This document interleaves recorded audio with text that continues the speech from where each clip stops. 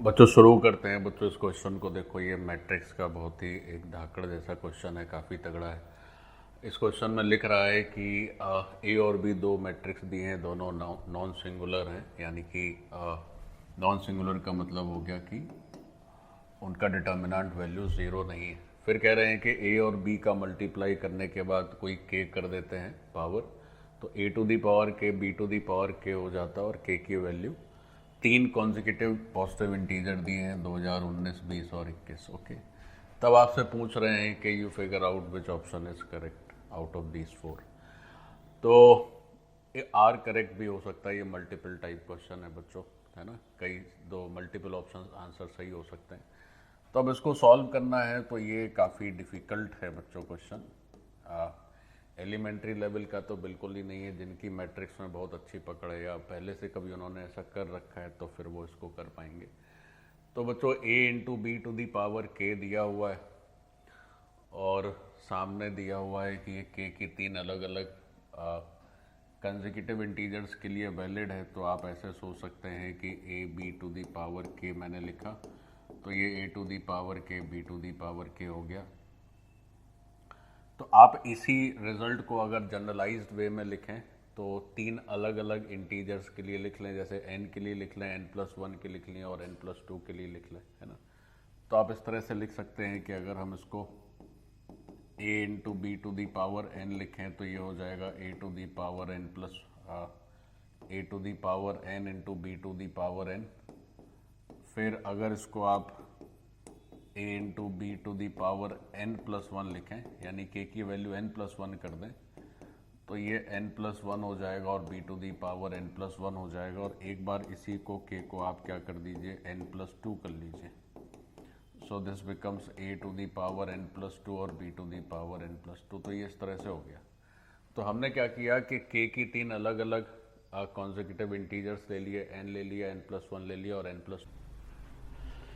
अब बच्चों क्या है कि हमारे पास यही इन्फॉर्मेशन है, ले दे के हमने यहाँ पर 2019, 20 और 21 की जगह n+1, n+2 ले लिया। अब आप ये देखिए कि अब जैसे ये क्वेश्चन है डायरेक्टली तो ऐसे समझ में आ नहीं रहा है कि क्या करना है। तो आप ये देखिए कि रिजल्ट्स में क्या दिख रहा है।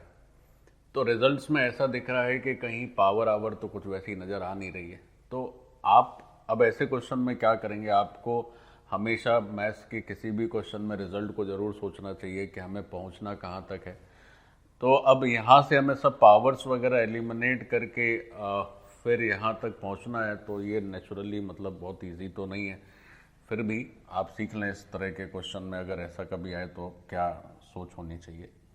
देखो एक चीज़ और है कि ए के और बी के बारे में कह रहे हैं कि ये 3×3 के नॉन सिंगुलर मैट्रिक्स हैं। तो इसका ये मतलब है कि ए और बी दोनों ही जो है इन्वर्टेबल हैं, है नहीं, दोनों का इन्वर्स तो एग्जिस्ट करेगा। और ए और बी इन्वर्टेबल हैं तो आप ऐसे भी ये समझ सकते हैं कि अगर ए और बी नॉन सिंगुलर है तो इसका मतलब है कि ए की पावर n कर देंगे और बी की पावर n कर देंगे, तो ये भी कैसे हो जाएंगे, नॉन सिंगुलर। तो इनकी कोई भी पावर करने से, चूंकि ये नॉन सिंगुलर हो जाएंगे, तो इस तरह से कोई भी अगर हम पावर कर दें, या n की जगह चलो k लिख लेते हैं, तो चूंकि a और b नॉन सिंगुलर हैं तो a की कोई भी पावर या b की कोई भी पावर करोगे तो वो भी कैसे हो जाएगी, नॉन सिंगुलर हो जाएगी। अब ऐसा मैं इसलिए कह रहा हूँ बच्चों कि देखो जरा समझ लो, जैसे a की पावर k है तो उसका अगर आप डिटर्मिनेंट लिखोगे तो डिटर्मिनेंट की पावर k हो जाता है, और चूंकि determinant of a non zero है तो ये भी कैसा हो जाएगा, नॉन ज़ीरो। ठीक है, जहाँ पर k ऑफ कोर्स कोई इंटीजर है, तो इंटीजर की बात हो रही है, k कोई नेचुरल नंबर है से। अब बात चली कि भाई अगर ये भी नॉन सिंगुलर है तो यानी a की पावर k और b to the power k, ये दोनों के भी इन्वर्स एग्जिस्ट करेंगे, यानी ये दोनों भी कैसे माने जाएंगे, इन्वर्टेबल नेचर के माने जाएंगे। ठीक, ये भी कैसे इन्वर्टेबल।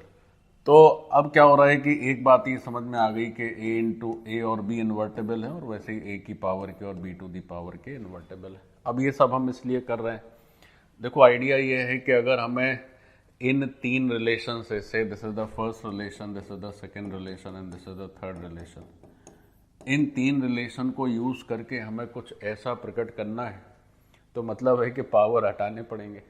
अब पावर हटाने पड़ेंगे तो उसका उपाय क्या है? तो उसका उपाय ये है कि अगर ऐसा हो सकता है कि अगर दोनों साइड कुछ a to the power k आ जाए या दोनों साइड कुछ b to the power k आ जाए तो वी कैन एलिमिनेट।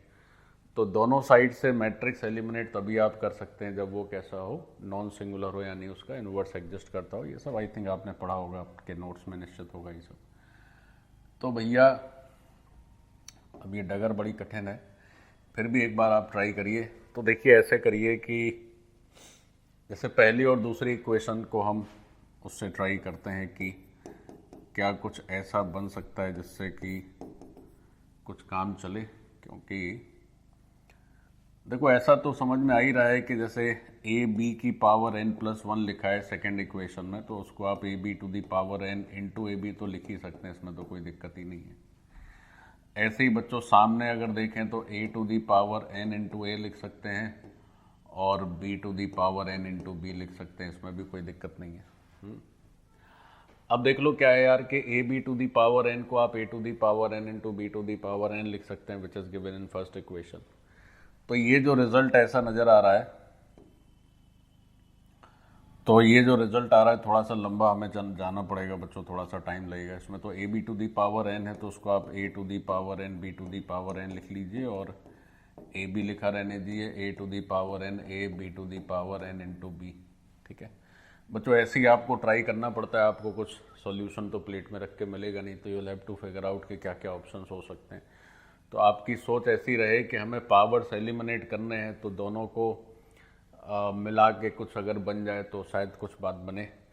तो अब देखो यहाँ से क्या हो रहा है कि हम ए टू दी पावर n को कैंसिल कर सकते हैं, बिकॉज ये इन्वर्टेबल है और ये भी इन्वर्टेबल है, तो इसको भी कैंसिल कर सकते हैं।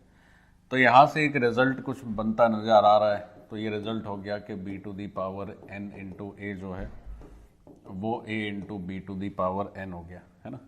तो आप इसको एक पहला रिजल्ट सोच सकते हैं, या 1 2 3 तो हो ही गया है, तो उसको कुछ रिजल्ट x लिख लो, चलो ठीक है, ये एक रिजल्ट हो गया।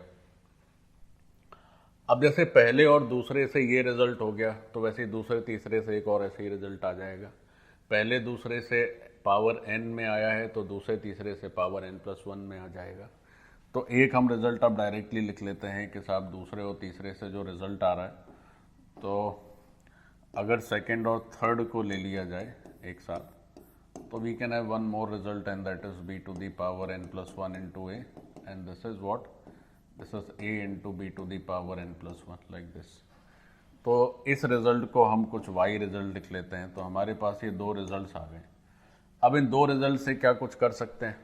कर सकते हैं। अब फिर आप इन दो को आपस में इसी तरह से मैनिपुलेट करने का प्रयास करिए। तो इन दो को अगर आप मैनिपुलेट करना चाहें तो क्या मैनिपुलेशन हो सकता है? देखो जी, तो जैसे क्या कर सकते हैं, जैसे चलो जैसे मान लेते हैं कि ये b to the power n कर लें, चूंकि यहाँ पर b to the power n into a दिया है, और b a कर लिया जाए, इस तरह से कुछ कर लेते हैं। तो b to the power n into b a जो है वो किसके बराबर है? So that is equal to a b n into b, ऐसे सामने लिख दिया है। अब ए बी एन की वैल्यू आप यहाँ रख दीजिए, तो ए बी एन की जगह क्या लिख सकते हैं? b to the power n into a, ये और b तो लिखा ही हुआ है। तो बस अपना काम बन गया। आई थिंक बन ऐसे गया है कि अगर तुम इसको देखो और इसको देखो, चलो अलग से लिख लेते हैं, अलग से लिख लेते हैं कि b to the power n into b a दिख रहा है, b to the power n into b a दिख रहा है, और ये b to the power n into a भी दिख रहा है। अगेन बच्चों b to the power n cancel हो सकता है क्योंकि वो सब इन्वर्टेबल है। तो देखो बहुत शानदार एक रिजल्ट आ गया कि ए बी और बी ए की वैल्यू सेम हो गई। तो ए बी और बी ए की वैल्यू सेम हो गई, ये एक ऑप्शन था, मुझे ध्यान में है। तो ये एक ऑप्शन हो गया क्योंकि मतलब ए और बी कम्यूट हो गए।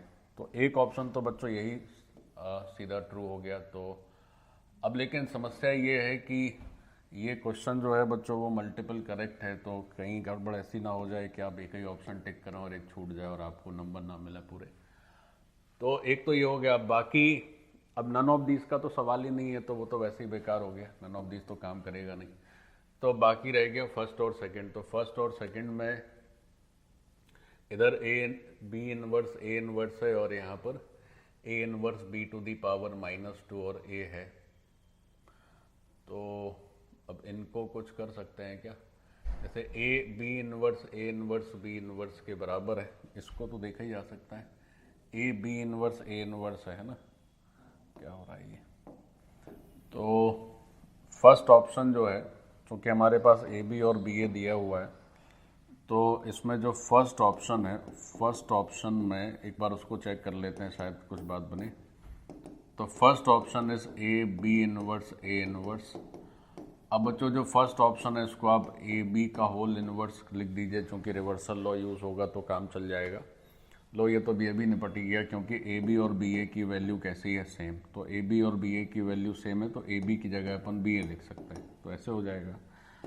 अब बी ए का इन्वर्स, उसमें फिर से रिवर्सल लॉ पड़ जाएगा, तो ए इन्वर्स बी इन्वर्स हो जाएगा और ए इंटू ए इन्वर्स हो जाएगा आई। तो आई को मल्टीप्लाई करने से कोई मतलब नहीं है, तो बी इन्वर्स। तो ये भी एक करेक्ट ऑप्शन हो गया बच्चों। फर्स्ट पार्ट में आप देखें तो बी इन्वर्स दिया हुआ था ना, कहाँ चला गया फर्स्ट पार्ट। हाँ, तो ये भी करेक्ट ऑप्शन हो गया। तो this part is also correct. हमारे पास केवल यही रिजल्ट है कि ए बी और बी ए बराबर है। तो अब b की पावर -2 का तो कोई उपाय नहीं है बच्चों, है ना।